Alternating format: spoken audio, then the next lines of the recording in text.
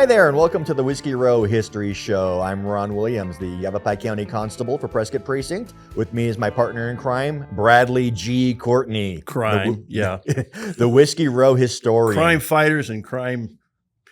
We're all about crime. All about crime and hangings and everything else. So it's been a little bit since we've had our last show, and we have excuses. We've been busy in October. October was real busy. Both Brad and I were had articles published in the Tombstone Epitaph monthly newspaper, and we're very proud of that. I'm honored to have the front page this time. That's number 2 for you. That's the second front page with them. I'm always honored when the dumb cop gets history accolades. But now you got your article in there as well. You've been really busy. You were at Charlotte Hall Museum last weekend. What were you doing there? I did a lecture. I like to call them lectures. They sound better than a talk. I did a lecture about Doc and Kate, and I've done a lot of Doc Holliday and Prescott lectures, but this one focused a lot on Kate and we'll do this at some point. The story of Kate, Big Nose Kate, going up into the Pioneers' home is a lot more significant than just she went there, she lived. It's a really fascinating story, and someday we'll do that one. And a lot of people here in Prescott in the 1930s and 20s didn't even realize who she was. They didn't realize she was Big Nose Kate. They didn't know Big Nose Kate was up there. It was published in a San Francisco newspaper that she was dead. So Wyatt Earp thought she was dead. Stuart Lake thought she was dead, and she just kind of disappeared. And when she resurfaced, there was one guy that I don't know how he did it. His name was Anton Mazanovich. He figured out that Big Nose Kate went to the Pioneers' home, sent her the Wyatt Earp book, which she was lambasted. Is that a word? But she was really criticized in that book, and he found out she was there, and then the story begins right there. Yeah, that's incredible. And then you also have another talk coming up shortly. Yeah, let me think about that. Next Wednesday, the Dewey Humboldt Historical Society. You spoke to them yet? I have not. Yeah, so I've recommended you. So anyway, and I'm going to be talking about something we've already done here, the dynamite demon of Whiskey Row, the guy that tried to kill his prostitute wife. I love that story. For being a bigamist. with the indestructible linoleum. Yeah, and not for being a prostitute, for being a bigamist. Yeah. Hey, being a prostitute's okay, but you can only have one husband. Prostitute bigamist. And I was just recently, actually 2 days ago, I was at Yavapai College where I gave a lecture on territorial hangings in Prescott.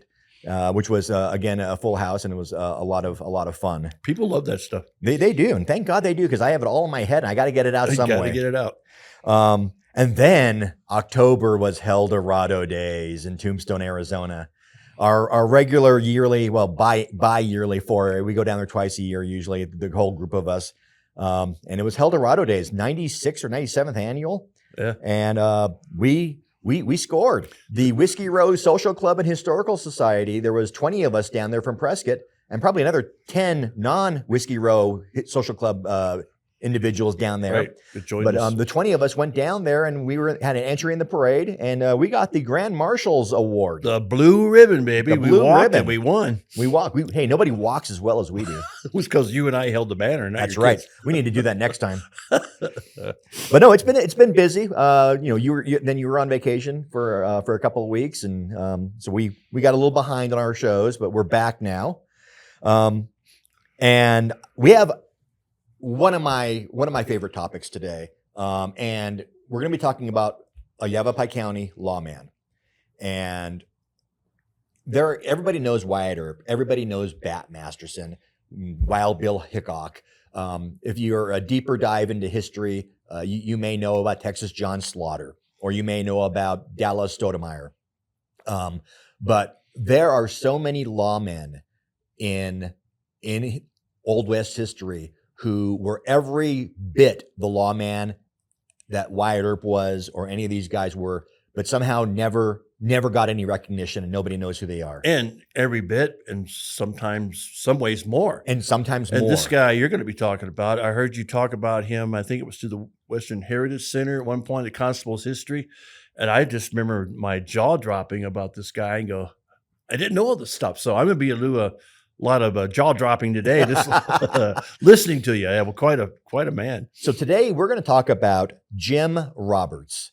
And everybody listening, probably 90% of the people listening are going to say, Jim who? Yeah. But Jim Roberts. Jim Roberts is a fascinating staple of Yavapai County law enforcement who honestly deserves a movie. Yeah. He deserves a movie.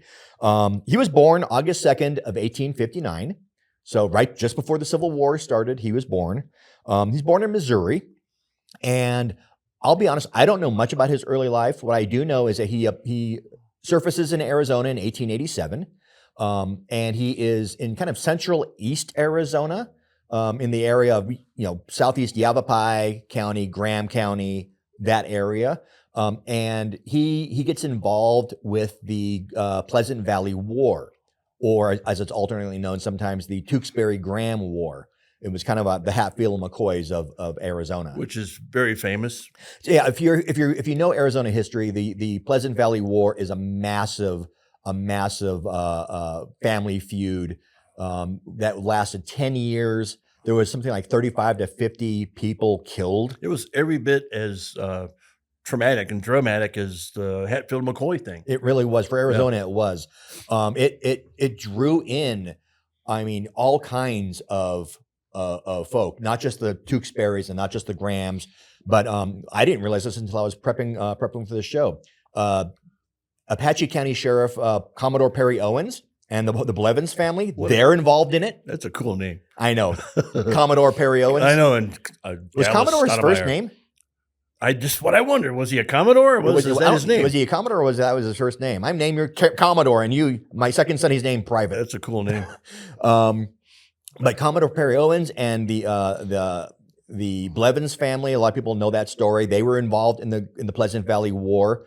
The Hash Knife outfit, which was a massive cattle outfit in northern Arizona at the time, they got roped into it. Yeah. So it's an incredible story. So the war is essentially cattlemen versus sheep herders.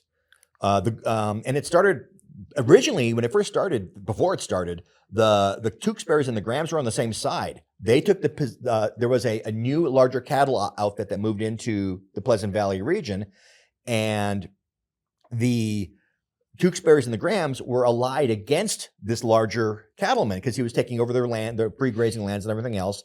Well, then the larger outfit they didn't buy out the Grahams, but they came to an agreement with the Grahams, and then they both turned on the Tewksburys. And that created a lot of tension between the Grahams and the Tewksburys. The larger outfit and the Grahams sued the Tewksburys. They lost in court when it was really revealed that there was a deal between the Grahams and the larger outfit. And that started the animosity between the two families. And they started killing each other. The Tewksburys, I believe, that started it, and I'm sure there are Tewksburys today who will text me and say, "No, you were wrong. The other people started it." It's hard to say. It's my understanding the Tewksburys started it based off of the lawsuit that they were wrongfully done, and they killed family of the Grahams, and then the Grahams turned around and killed their family members, and then there was associates amongst them, and maybe a Tewksbury associate would go out and kill a Graham family member, and then a Graham family member would come out and kill the associate's friends. It cycled it, and it just cycled on and on for 10 years. From 1882 to 1892, like I said, 35 to 50 people killed. They were shot. They were stabbed. They were lynched. And it got so bad that in 1892, Ed Tewksbury killed the last Graham. Yeah, just out of the blue. It seemed like it was over, and then boom. There's nobody left to avenge anybody. There was one Tewksbury left, and there was no Grahams left. So that was 1892. He killed the last man, and this is something I just realized. He was charged with the murder of the last Graham. Guess who defended him? I don't know. Thomas Fitch. I was going to say that. Thomas Fitch, who defended Wyatt Earp and Doc Holliday in Tombstone after the OK Corral. The man was everywhere. Yep, he defended him, and he got him off. And we can one day do a podcast about him because he had a law practice in Prescott. Yes, he did, and we need to because he's one of these. He's the background character in so many of these stories. Yeah. He's an active background character in so many of these stories.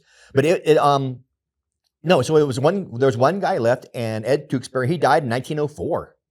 And on his deathbed, allegedly, he admitted to killing the last Graham, even though he was found not guilty. And that was kind of not a secretive thing, but he's kind of snuck up on the guy and killed him, right? Yeah, it was an assassination from the shot in the back, and that was fairly typical. I mean, there was some stand-up fights between the groups, and the Hash Knife outfit got involved because some of their men were friends with one group or the other, and so it was a massive ordeal. At one point, you had the Apache County Sheriff Commodore Perry Owens got roped into it, trying to calm it down. You have a Pike County Sheriff, Mulvanon, whom we've talked about before with Virgil. Mulvanon, he got involved and tried to quell the violence. And then I believe the Graham County Sheriff, which I don't have his name off the top of my head, he tried to get involved and stop the violence.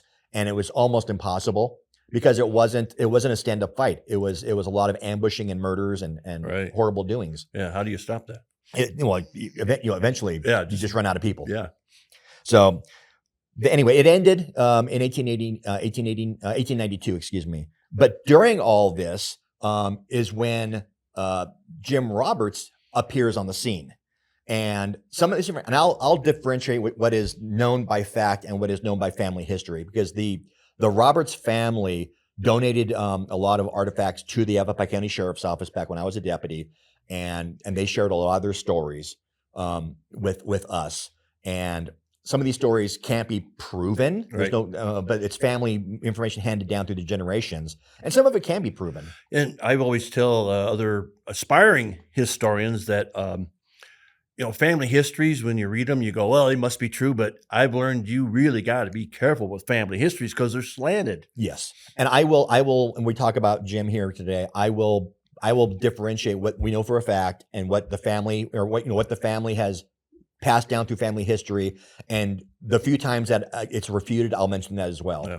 I want to try to keep it as honest as possible, and at the same time give the family their due credit, the Roberts family their due credit for keeping his memory alive. So Jim Roberts is a Tewksbury associate. He's a sheep herder's associate. And the family has a story during the Pleasant Valley War in the late 1880s where apparently, because he's an associate of the Tewksburys, some Graham associates steal some of Jim's horses and take them back to their place. Now, I don't know if they were just free grazing out there or what, but his horses disappear and they're found in the possession of some Graham associates. That was the free grazing time, right? Yeah. Yeah. So Jim Roberts, according to the family, although he raised horses, he always rode a mule. He preferred riding mules. I like them already. I've ridden mules before, and They're the best. No, they're not. No, they're not. Well, they were in the Grand Canyon. Well, maybe they weren't mules, but yeah, in the Grand Canyon when you walk, they were very steady. Oh, they're very steady, but they're a lot wider, and I didn't appreciate that. But anyway, the family history is that he mounts up his mule and he goes riding out to this family's these other ranchers or rustlers, however you want to look at them, rides out to their place and confronts them about his missing horses, and allegedly a gunfight ensues, and Jim Roberts is 4-0. He kills 4, nobody hits him. And Wow. he takes his horses back and goes back to his steading. Jeez. Four shots, 4 guys dead, probably. That's the story. Something like that. That's the family story. Yeah. 4-0. Again, without knowing names of who the other people were, it's hard to trace if that was a true story or not. I'm going to give it to him. There was enough killing going on that you can't discount it. Right. Then the family has another story back in the day. In 1887, specifically for them, they say 1887, that Jim Roberts and several Tewksbury associates were at a what they called the Newton Ranch. And I don't know who Newton was, but it was the Newton Ranch. Not Isaac. It was, I don't think it was Isaac. No. Maybe Fig. I don't know. I don't know if it was one of the well, Newton, that'd be not Isaac Newton. No, I just caught that. Fig Newton. Maybe it was Fig. Maybe Anyway. Fig Newton. I'm slow today. Sorry about that. That's okay. You broke my train. But no, that was so the Newton Ranch in 1887, and they're there having dinner, and some Graham associates come up to the ranch, and they demand to be fed. And there's words that be had from the Tewksbury associates on the porch and the Graham associates on horseback in front of the house. And again, literally, supposedly, words get escalated, guns get drawn, and a shootout ensues. And I guess there's one or more Graham associates who are killed. A couple are wounded, and they flee. And Jim Roberts was involved in that shooting as well. Again, family history. There's enough information to probably be able to prove it. I haven't been able to prove it yet. But there's really, again, with as much killing that was going on, it's not hard to say that something of that order probably happened. Then what we do know is that in 1889, I believe, yes, 1889, Jim Roberts is arrested and by the Prescott sheriff, the Yavapai County Sheriff in Prescott, for murder, and he's brought back to Prescott to stand, for hearing. He's arrested, brought to court, brought to justice, lodged in the jail. The grand jury goes no bill on him. They say, we don't have enough evidence. We don't believe there's enough evidence to convict, and he's released. And sometime after his release, relatively shortly after his release, the Yavapai County Sheriff, and I'm going to get the name right here. I'm going to make sure it's the right sheriff here. We can edit this down. Bucky O'Neill. Oh, that guy. Yeah, that guy. We heard that him. guy. I know of him. So as he's walking down, as he's released, sometime shortly after he's released from his grand jury indictment, Bucky O'Neill, Sheriff Bucky O'Neill, offers him a job as a deputy sheriff. Wow. And I like to colorize it and make it a little lighthearted and say that the grand jury released him, and as he's walking down the courthouse steps, Bucky says, "Hey, you know what? You're a thorn in my side. How about I give you a job and send you across the county? You're hired. You're hired. You're good at the gun. You're brave, and I need you away from the Pleasant Valley War." So what we do know is that he was indicted. It went no bill. He was hired as a deputy sheriff by Bucky O'Neill, and he was shipped to Congress Junction. Right. So what we do know is he was, the Pleasant Valley War was on the far eastern side of Yavapai County, and Congress Junction is on the far west side of Yavapai County. Yeah, that's so over by Stanton, right? It's where Congress is now almost. Yeah. So Congress Junction is what Congress now is called, which is southwest. Yeah, it's just southwest of Prescott by about 50 miles, 60 miles. In the middle of nowhere. It's in the middle of the desert. It's just north of Wickenburg. I was a deputy down there for a while too. Oh, we darn. But it's lighthearted, but the reality is it kind of falls. Yes, he was released from custody. He's offered a job, and he's sent as far away as humanly possible from the war. Congress is out of the way. That's for sure. Yeah. But Congress was a rough little town. It was a mining town. It was a gold mining town, and it was a kind of a mini boom town in Yavapai County, and it was rough. So they sent him down there to clean it up. And he's down there for about 2 years, and he ends up meeting Jenny Kirkland. Mm-hmm. Does that name ring a bell? Yeah, it does. The last name anyway. Kirkland. So again, if you know Yavapai County, or if you have access to a map, Kirkland Junction is a small community in southwest Yavapai County, about halfway between Prescott and Congress.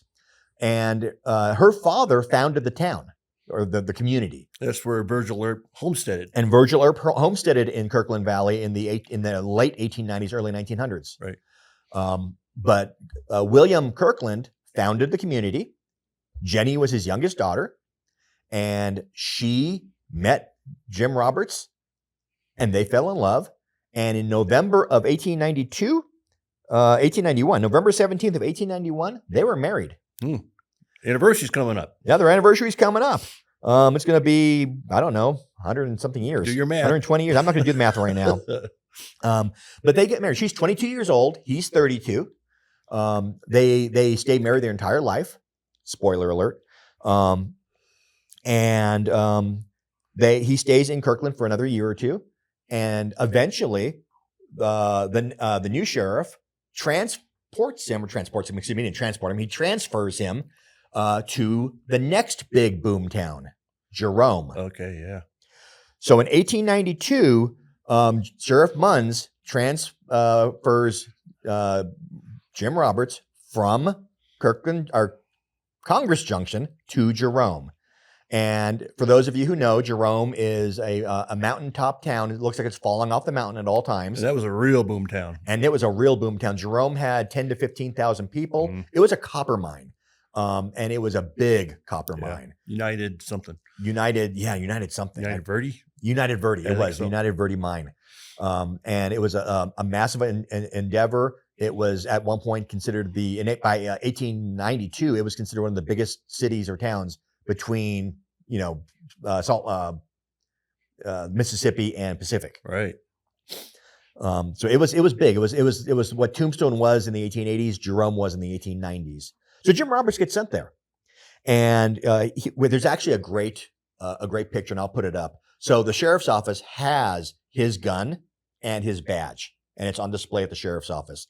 I'll put up a picture of it.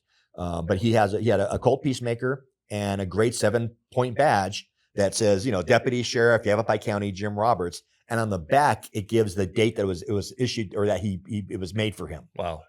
And that's the family owns it, and they put it on loan to the sheriff's office. Huh. But it's a beautiful badge, and the gun's in good condition too still. But he goes to Jerome, and Jerome, just like Tombstone 10 years earlier, Jerome is a firecracker. Yeah. Within months of being there, he's involved in a shootout. 2 men are trying to rob a faro table in one of the saloons. And I guess Jim Roberts is either in the saloon or comes into the saloon while they're trying to do this robbery. He ends up shooting both of them. They shoot at him. They miss. He shoots at them. He kills one. He injures the other one, takes him into custody. Wow. Those boom towns, they grew so fast. Yes. So it was hard to get law enforcement in place, and they attracted all kinds of individuals. Yes. And then also that year, he ends up trying to arrest somebody for some other disorderly issue, and that guy pulls out a knife and cuts him across his forehead. Jeez. So he's constantly fighting, shooting, trying to keep a lid on this boom town. Getting cut. Yeah. Then in November of that year, when he just got to town, he decides that just being the deputy sheriff isn't enough. So he runs for constable of Jerome, Yavapai County Constable of Jerome Precinct, and he wins. So now he's the deputy sheriff of the community and the constable of the community. Right. So he's the law. I guess. Yeah.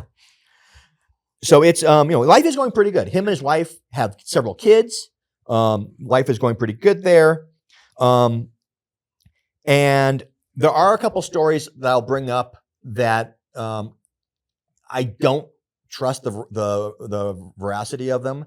There's no providence for them. There's no newspaper articles to support them, but I will bring them up because the family has them. Some of these stories started to appear in Western magazines of the 40s and 50s. And this is 30 years after his death and like 60 years after the fact. Those magazines were kind of pulpish at the time. Kind of pulpish. Yeah. But somehow they ended up talking about Jim Roberts a little bit. And I will give a couple of those stories just because they while they may or may not be true, they are actually really good at showing Jim's character, I think, and his bravery based on all some of the other stories that are proven about him. So in 1894, Jerome had a jail, and the jail burned down. Of course it did. Of course What happens everywhere? It burns down. It burned down. What happened to it? It burned down. We've talked about that in the past. It's amazing. I know. So the jail burns down at one point. So in the interim, and I love this, the people of Jerome decided, if you get arrested, we're just going to chain you to a wagon wheel. I don't know if you've heard about this before. I have. That's what he's kind of famous for, is doing that. Yeah. He would chain people to the wagon wheel until they could go to court, until they could get the judge there and take care of them. No sunscreen or anything. Nope. Yep. And people understood in town, if you're chained to the wagon wheel, don't mess with them because they're in jail. That'd be a deterrent for me. Yeah. we'll all pretend that he's in jail. Yeah. It's kind of like the support your local sheriff when they didn't have bars in the cells and what's his name? Jim Sturgis or I'm thinking of the actor. The Maverick guy. Yeah, Maverick and James Garner. James Garner drops the red paint and says, "Don't cross that line." Yeah. Kind of the same thing in a way, but you're chained to a wagon wheel. So there is a story that is not in any of the newspapers of the era that I could find that talks about Jim Roberts and another officer had chained a man to a wagon wheel, and one of his associates picked the lock, cut the lock, however, got him out, broke the wagon wheel, got unjailed his friend. He sprung his friend from the wagon wheel. Unjailed, I like that. As the other officer was trying to intervene, these two guys shoot him and then flee down the mountain into the Verde Valley. Jim Roberts, gets his horse, no posse, just gets his horse, gets his supplies, and rides down after them. According to the story, he finds, it gets dark. He camps out. He sees the campfire of these guys, or what he suspects are these guys, but it's getting dark and he doesn't want to do this at night. So he just waits till morning. So in the morning, the sun comes up and he goes out to see if these are the right guys and to deal with them. And sure as heck, these two guys are sleeping. It's the right two guys sleeping on the ground among the burning embers of the fire. And the official story is that Jim Roberts awoken them and told them they're under arrest, and they went for their guns and he shot them both in the head. He's good at that. Now, makes me wonder if this story is true, which I said there's no record of an officer being killed at that point in that manner. If that were true, I have some doubts on whether he said, "Hey guys, wake up so I can shoot you in the head." But that's just me. That adds to the story. It adds to the story. So we don't know if that actually happened or not, but it's an old story that has been passed down, and I wanted to at least share that because shooting people in the head does become an issue with Jim Roberts. I'm going to write a song. It's going to be called "Wake Up, I Want to Shoot You," so I can shoot you in the head. Wake up so I can shoot you in the head. Country song. Exactly. Or at least wake up so I can tell. I'll tell everybody that you woke up and I shot you in the head. Wake up so I can shoot you in the head. There was another story of the same era when he was a constable and deputy sheriff, where again, there's no record of this one, but I mean, it's hard to say. Where a Mexican national who worked in the mine killed another Mexican national miner in one of the bunkhouses, and then fled up into Mingus Mountains. Just outside of town, and supposedly Jim Roberts saddled his mule, went on after him, and found him near a cabin. They had a gunfight, and again, the murderer was shot in the head. Right in the head. Another family story, another old 1940s and 50s story that was relayed in local magazines of the time, but there's no record to support it. But didn't have to wake this guy up. No, this guy allegedly was wide awake and shooting back. So you don't have to say that. Yeah. Exactly. But these kind of stories surround Jim Roberts of dealing with people and being brave. And some of them are you can prove. Some of them are family stories that are hard. You can't at this point. I can't prove them, but they all draw a picture of a man who's very brave, who will stand up for the law and does not hesitate to shoot people who need to be shot. And in the stories we know that are true, his courage is irrefutable. Correct. Astounding, really. Yes, his courage is irrefutable. Yeah. For the ones we can actually prove. Another story we can prove was that in 1896, Jim Roberts is already he's the deputy sheriff. He's the constable. The people of Jerome start talking in the newspapers that he should run for sheriff, that they're going to support him if he decides to run for sheriff. Of Yavapai County? Of Yavapai County. Gotcha. That's how popular he was as a lawman in Jerome. Right. People, I mean, the papers are talking about it. Hey, Jim Roberts, we want him to run for sheriff. Yeah. That's how effective and brave and well-liked he was. So he wasn't just a flash in the pan, cold-blooded killer. Right. 1897, the year after by the way, he never did run for sheriff. No, he never did run. Maybe he decided that Jerome wasn't enough to carry him. Maybe he didn't want the job. Yeah. I don't know. I got a job. Yeah, I've Two got two jobs. jobs already. What do Yeah. I need a third job for? Why do I need the headaches of being sheriff when I can be constable? If elected, I will not serve. Exactly. So he did not run. He was not elected. The next year, however, a story that is proven in the paper and one that it's widely known among Prescott historians and those who like Yavapai County history. You remember Fleming Parker, right? Oh yeah. The hanging of Fleming Yeah. Parker. Fleming Parker was a former associate of Ruffner, of George Ruffner, Sheriff George Ruffner. Anyway, he ends up being in jail for train robbery up near Seligman. And he's in jail with two other gentlemen, a man named Serrano, a Mexican national named Serrano, and former Prescott Constable L.C. Miller. Oh. L.C. Miller was former constable of Prescott, fell on hard times, and was in jail for forging a $50 check. Jeez. So we have a train robber, a guy who forged a $50 check, and Serrano, which I don't remember what he did. But bottom line is those three men concoct a story to break out of the Prescott jail right there on the plaza.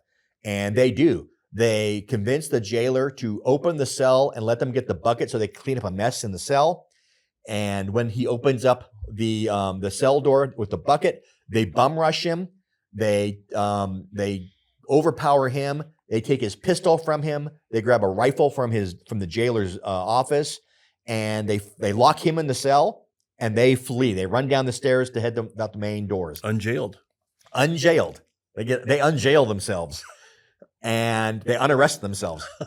And as they're running down the stairwell of the courthouse on the plaza, walking up the stairs is the district attorney. I believe his name is Norris.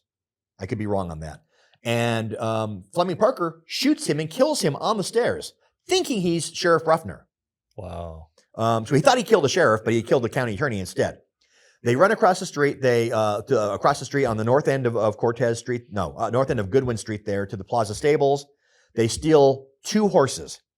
Fleming Parker steals steals his ex-friend Sheriff Ruffner's horse, Sure Shot. Oh yeah. He steals Ruffner's horse. That can't be an accident. I know this story. He deliberately steals the sheriff's horse. And the stables were right on the corner of Goodwin and Montezuma. Correct. The southeast corner. Southeast corner, right there. There's a vacant lot there now. And that's where Plaza Stables was, right across from the courthouse, right adjacent to Whiskey Row. There's a nice historical plaque there as well. Yes, there is. Yeah. And the other two gentlemen, Serrano and L.C. Miller, they steal a second horse, and they ride together. I don't know why they didn't steal a third horse. Maybe there wasn't a third horse available. But you shouldn't have stole Sure Shot. But you shouldn't have stole Sure Shot. That was a good So they all horse. flee. And they end up getting into a gunfight with some posse people up near Lynx Creek, and they split up. Fleming Parker goes north towards Ash Fork, and Serrano and L.C. Miller at some point, they go east, and at some point they split up. And L.C. Miller ends up at, I think it's his sister's house or some family member's house up in the foothills of Mingus Mountain. On the backside, basically on the west side of Mingus Mountain, where Jerome is on the east side of it. Right. Obviously, Deputy Sheriff and Constable Jim Roberts is aware of the jailbreak and the murder, and apparently he knows that L.C. Miller's sister lives, just down this side of the mountain. So he ends up arresting a couple days later. He ends up arresting L.C. Miller without any kind of gunfire At the sister's house? at the sister's house. Right. So he arrests L.C. Miller and takes him back to Prescott. L.C. Miller ends up going to Yuma, and he spends a couple of years there, and he gets released. He goes on to turn his life around, and we'll talk about L.C. Miller one of these years. Yeah. And I'll need to talk to Parker Anderson, because I believe Parker did a big story on L.C. Miller. Something, but I know what Yeah. Big one. A big one. And I give him credit by plagiarize love what he wrote, because there's no use duplicating that wheel. Oh, it's definitive. Yeah. And Fleming Parker ends up being hung. And that's another great story. That's the story where the prostitute, he has a favorite prostitute. Is that him? I think so. Yeah. But we'll talk about the hanging of Fleming Parker one of these days, because that's another great story. But so Jim Roberts catches L.C. Miller, the former constable of Prescott, brings him back to Prescott to jail. And so he's involved in that whole incident too. So he's I mean, things are going well, real well.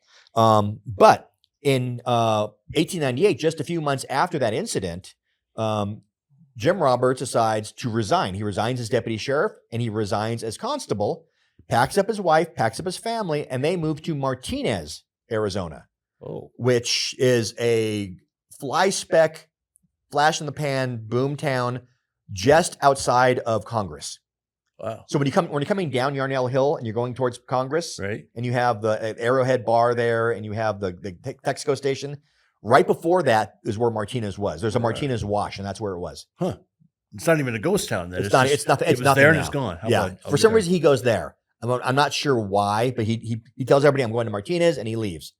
That doesn't last very long because within a couple of years, he's back within 2 years, he's back in Jerome again, and he is reappointed deputy sheriff there. And when the time comes, he runs for constable, and he wins that again. And he runs for marshal, and he wins that too. Be darned. So he's got 3 jobs. He's got 3 jobs. Man, has 3 jobs. He is the end all be all law in Jerome. He's the deputy sheriff. He's the constable. He's the town marshal. Why not? Yeah, I mean, he must look like some kind of South American dictator with all the badges lined up on his shirt. So it'd be like being president, vice president, secretary of state. Yeah, yeah. So he's everything. He is the law in Jerome, and the Pope. Yeah. So he's everything, and he's there. And this is 1902. He has all the jobs, but literally a few months after all that happens, and he's the king of the town. A scarlet fever epidemic tears through Jerome, and he loses 3 children. Jeez. Yeah, his 1-year-old, his 3-year-old, and his 9-year-old all die. And let me make ssure. Yeah, 7, 3, and 1. So his 1-year-old child, his 3-year-old child, and his 7-year-old child all die from scarlet fever. So him and his wife, and I think they have 2 other children after that still alive. Him and his wife and his remaining children, they pack up and they leave. They go south down towards Cochise County. Yeah, that would do it. Yeah, he's had enough at this point of Jerome. He leaves. Too many bad memories there, I guess.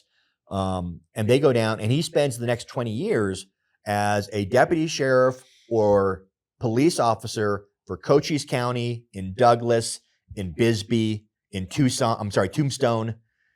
He just floats around Cochise County as a lawman. So this is 1900 and 1920. Oh, so it's 20 years after the Wyatt Earp Tombstone dramas. Yes. Or so, yeah. Yeah. So I mean, his whole story really doesn't start till 10 years after the OK Corral. Right. And he's not down there till almost 20 years after it. Okay.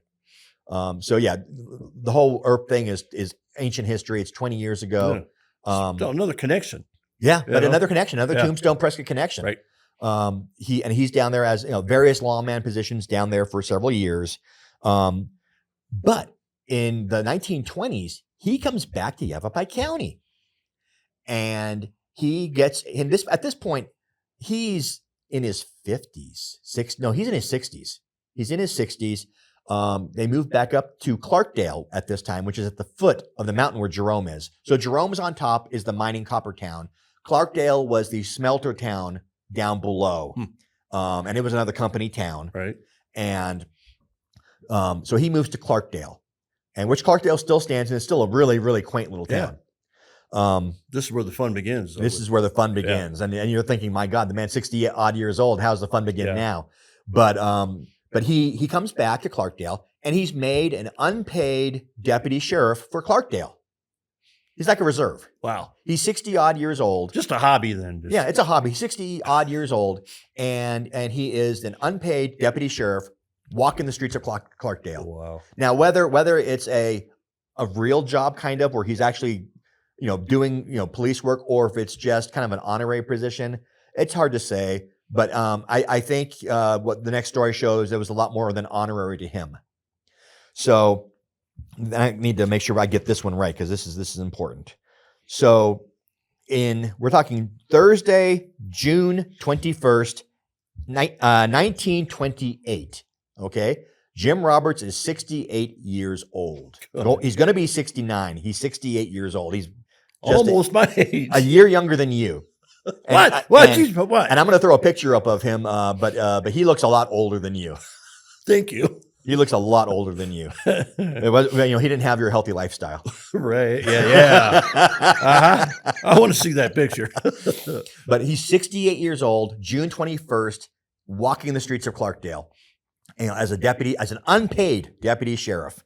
Two young 20-odd-year-old men out of Nebraska or Oklahoma. They are out of Oklahoma. Two criminals out of Oklahoma steal a car in Phoenix and drive up to Clarkdale because they're going to rob the bank in Clarkdale the day before payday.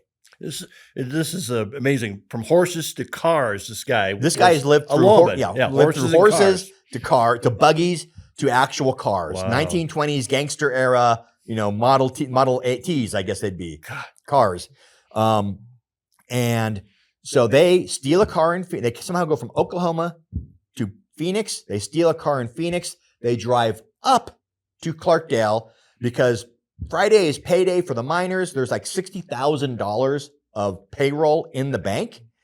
And they're going there Thursday, the day before, because they want to hit it before all that money goes away on Friday. Gee. So they pull up onto the main street of Clarkdale. And if you've ever been to Clarkdale, Main Street's really quaint. That's it. Yeah. It still looks like it's 1920s. They haven't renovated much of it. I mean, it's kept up, but it's not been don't bulldozed. blink. Yeah, I've been to Clarkdale. Don't blink. It's it's like a block or two long.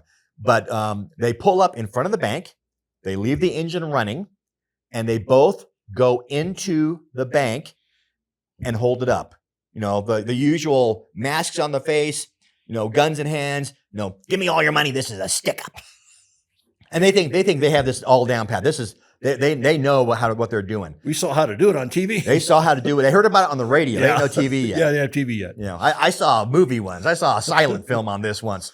So they go in there. They get all the customers and the bank employees and the bank manager, and they round them all up, and they collect $60,000 in cash in big burlap sacks. Well, that's like $1 million plus. Oh God, 60,000, 600,000, $2 million today, $2 or $3 million today, probably. It's a score. That's a score. And they gather everybody up and they get the money, and they're going to their plan is to put everybody in the vault and close the vault so that nobody can tattle on them. And so that's their plan. The bank manager says, "Hey guys, if you put us in the bank vault, we're all going to suffocate and die. And you're going to be looking at 30 counts of murder. Just shove us in the vault, leave the door open, and get away, and you'll be okay." We won't say nothing. Well, he didn't say that, but he said, "Just don't close the door on us. Just hurt us in there, and don't close the door on us." Well, the bank manager was crafty because those vaults have air vents. Nobody was going to suffocate. Nobody was going to die. What if he thought ahead? He did. This might happen. He probably did. That's amazing. So he convinces them not to shut the bank vault door because they die if they do that. So as they leave, they put him in there, and as they're leaving towards the door, he runs out of the bank vault, runs over to his desk, and pulls out a shotgun. And boom, he opens up on them. Now he misses them, but he opens up on them. So these guys run out of the bank, and they run out to their car. Well, lo and behold, who happens to be walking around the corner when all this is going down? The unpaid deputy sheriff? Unpaid deputy sheriff, 68-year-old Jim Roberts, is coming around the corner. And what he hears, kaboom, he hears a shotgun blast. He comes around the corner, and he sees two guys running out of the bank holding big burlap sacks with dollar signs on them, with masks on their face, and they jump into a running car. And Jim Roberts, with his 40 years of law enforcement experience, says, "I think that's a crime." With their dollar signs on the bag. So they jump into the car. And as they're starting to take off, Jim Roberts pulls his trusty 6-shooter that he's been carrying for 40 years and boom, shoots the driver in the back of the head as he's driving away. He's good at shooting heads. He's a head shooter. Yeah. So he shoots the driver in the back of the head, killing him instantly. The car swerves off and hits a street lamp or another car. Anyway, crashes out on the curbside. And the other bank robber jumps out of the passenger seat and starts running down the street. Jim Roberts, at 68 years old, gives chase. Chases him down. Chases him for over 200 yards before the 28-year-old or 20-odd-year-old kid bank robber says, "Screw it, I give up." That must have been a sight. Jim Roberts catches him and marches him back to the bank at gunpoint. That's so awesome. 68 years old. Years old. Wow. And this man is catching bank robbers and chasing them down and shooting them in the head. He just happened to have his Nikes on so he could keep up. Yeah. And like I said, you'll see pictures of this guy and you're like, oh my God, I would be embarrassed if I was this 20-odd-year-old bank robber to be caught by this grandpa. But he does it. And he's the hero, he's the savior of the Clarkdale bank robbery. That's so good. So Jim Roberts, after that, continues on as an unpaid deputy sheriff. And in 1934, 6 years after the bank robbery incident, on January 8th of 1934, Jim Roberts is still patrolling downtown Clarkdale. He's 74 years old. And he walking down the street, he decides to sit down on a park bench to catch his breath, closes his eyes, and passes away. With his boots on, his badge on, and his gun on, sits at a park bench, closes his eyes, and passes on. Just didn't feel right, sat down, died. Yeah. Jeez. And that is the story of Jim Roberts, who shot I don't know how many bad guys in the head. It was like I told you, it was just he's a jaw-dropping guy. Yeah. And nobody knows about him. Yeah. Nobody knows about him. This man should have a movie made about him. The fact that we go from the Pleasant Valley War to Boomtown shootouts to working down in Tombstone territory area to coming back up with cars and a bank robbery with cars and it's just incredible. And they'll get either Kevin Costner or Kurt Russell or somebody. Yeah. And he's buried in Clarkdale. His wife passed in 1950 something. Wow. Jenny Kirkland passed, and I forget. I saw it, and it's 1950 something. She passed away, and she's also buried in Clarkdale. Or side by side, or that I don't know. I need to go down there and take a look. Yeah, that'd be nice. If I get a chance before this goes to print, I'll run down there and see if I can find the graves. Yeah, I'll go with you. Yeah, and we'll post it up on this video here. So anyway, that's the story of Jim Roberts, the one of the unsung hero lawmen of the American West and of Yavapai County and of Arizona Territory. And we're going to make him famous. I'm going to do my best to make him famous. He deserves it. And if you ever get a chance and you're over in Prescott at the sheriff's office, ask if they can show you take you down the hallway of history and show you his badge and gun. Yeah, that's at the Prescott Sheriff's Office on Cortez on Gurley Street. Okay. On Gurley Street. I'm thinking and right across the hallway from my office. Okay. Oh, on Gurley. Gotcha. Yeah, I'm going. You're going. Yeah, I'll take you over there. But anyway, thank you for listening. Thank you for watching. If you're watching us, thank you for listening. If you're listening to us, we're on YouTube, we're on Spotify, we're on Apple Podcasts, we're on Google Podcasts, we're on all kinds of podcasts. I didn't know that. I'm gonna look them up. Yeah, it's incredible how many places we actually are. We get around. Yeah, we do. But no, thank you for listening. Thank you for watching. Like I always say, if you enjoyed it, please tune in next time. And if you didn't enjoy it, you know what? Maybe next time will be better. We'll see you next time. Thank you very much.